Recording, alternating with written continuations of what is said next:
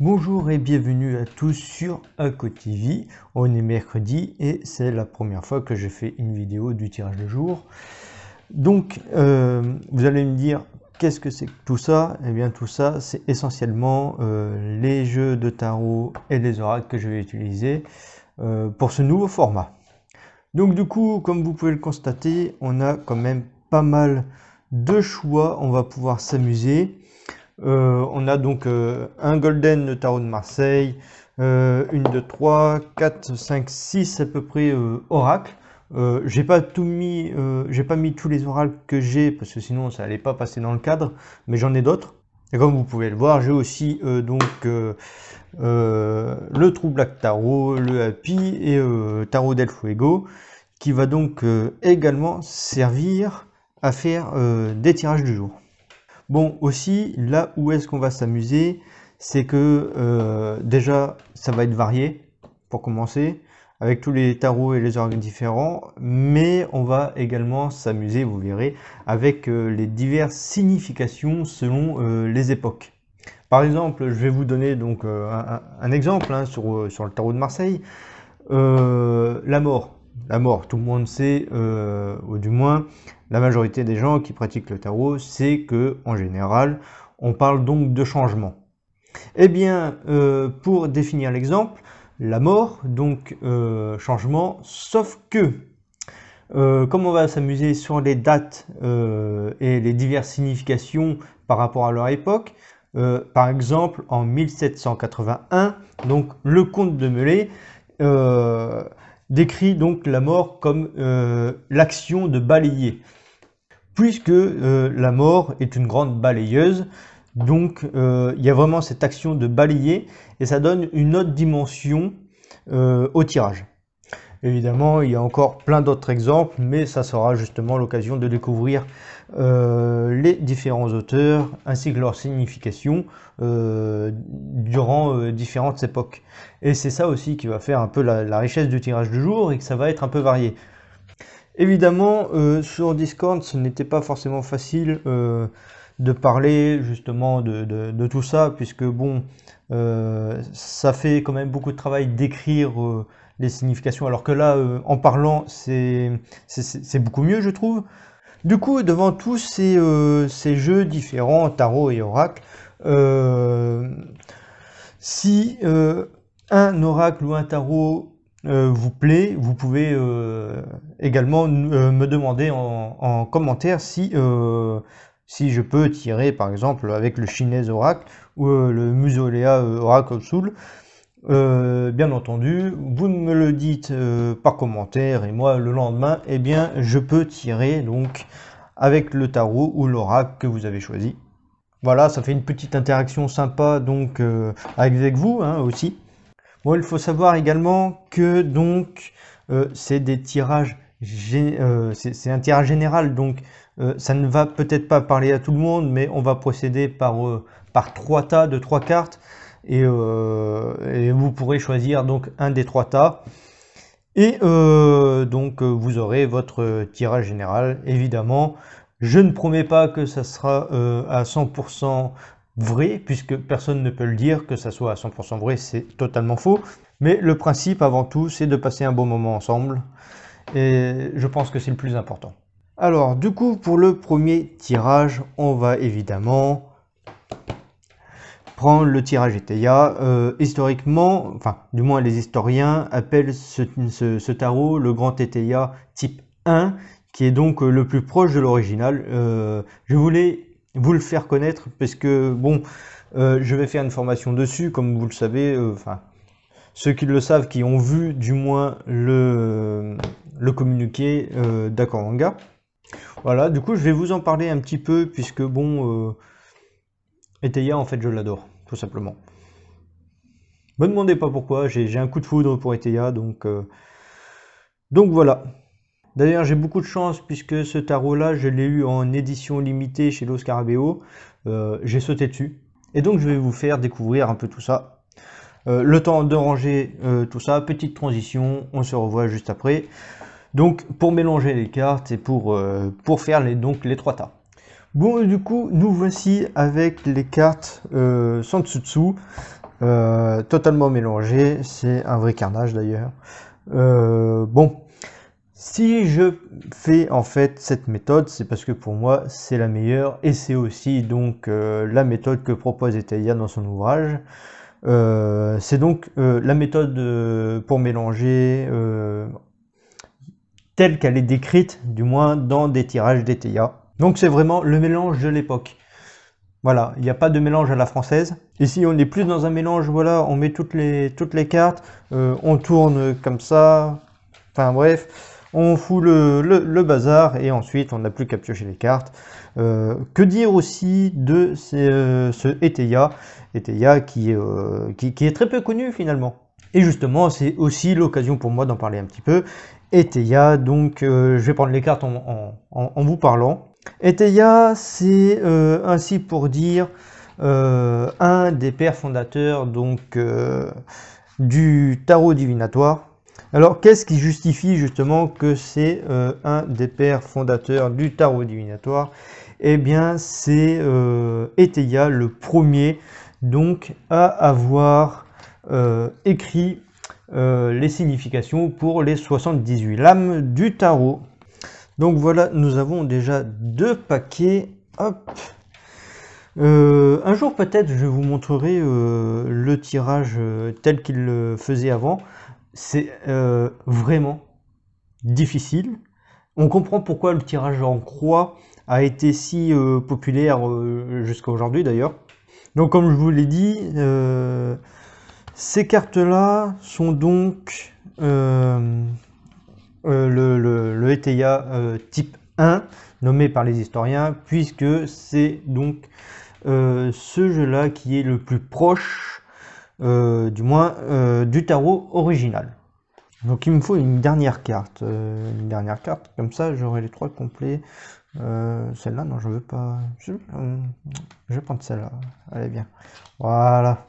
Bon, du coup, je vais vous épargner un petit peu le rangement de toutes ces cartes. Hein, petite transition encore une fois, et on se retrouve donc avec les 3 tas pour voir un peu à quoi ça correspond et également vous donner un petit temps pour pouvoir choisir le tas que vous désirez.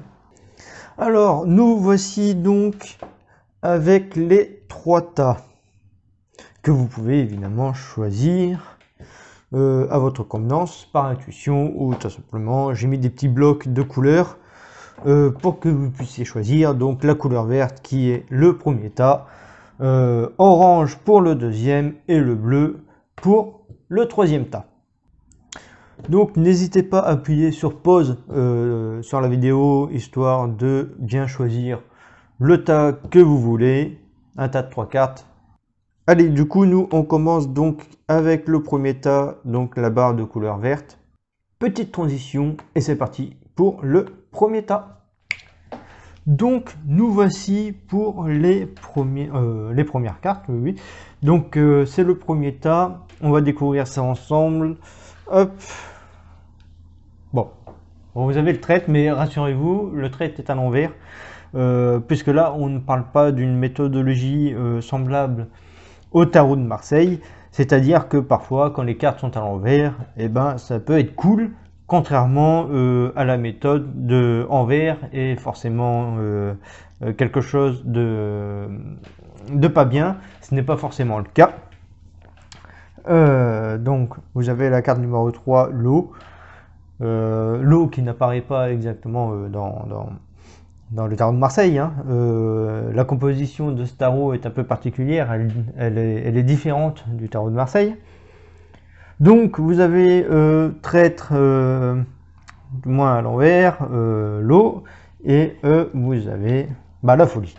Alors, qu'est-ce qu'on peut en dire de ce tirage? Ça tombe bien que le traître soit en premier, puisque on va pouvoir donc parler un peu de ce qui peut peut-être faire peur à certains. Là, on ne va pas parler de quelqu'un qui va vous trahir et vous causer du tort.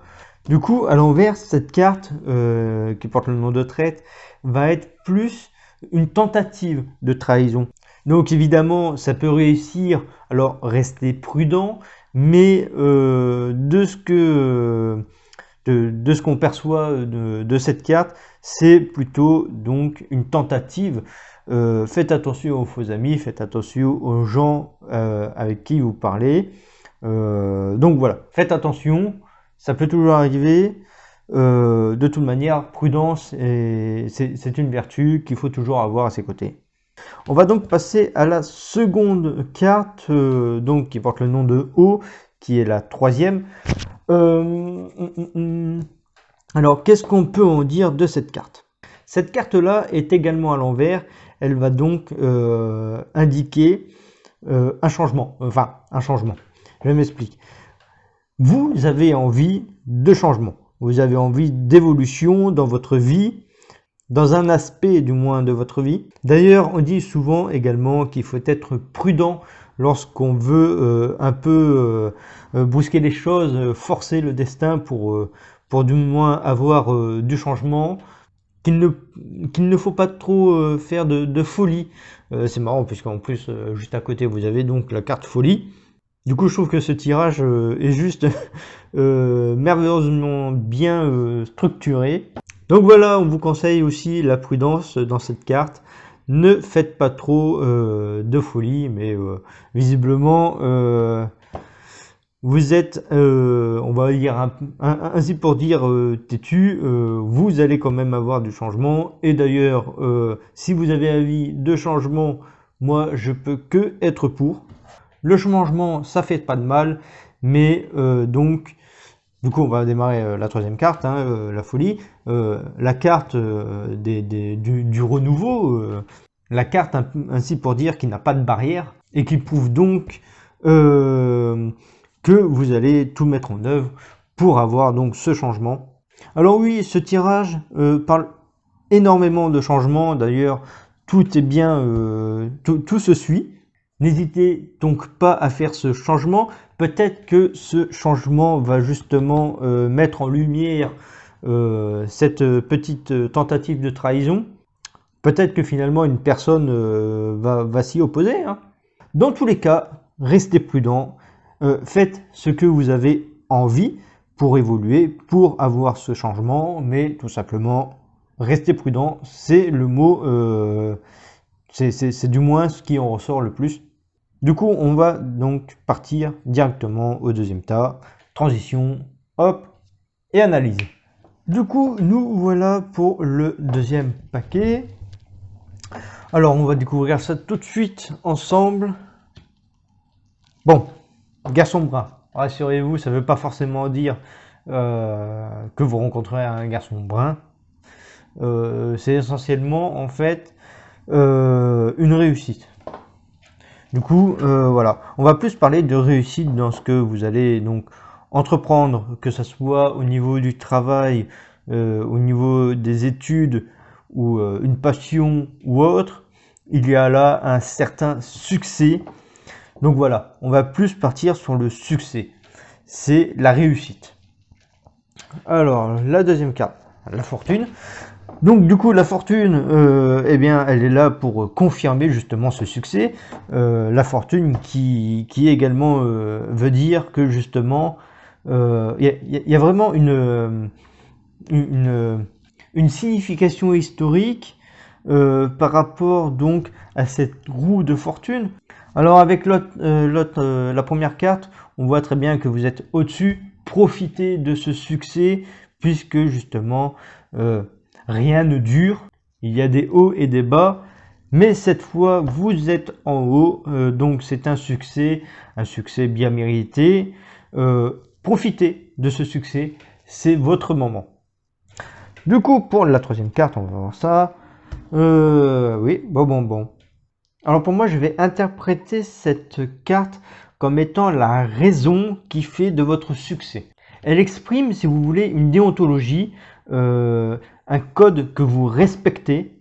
Elle est là pour dire que vous avez donc des valeurs et que vous savez vous y tenir, et c'est justement ça la clé qui va faire de votre succès. Il ne faut surtout pas abandonner cette méthode, car c'est justement le fait que vous suivez donc cette déontologie justement qui va faire que vous êtes sur donc la pente du succès.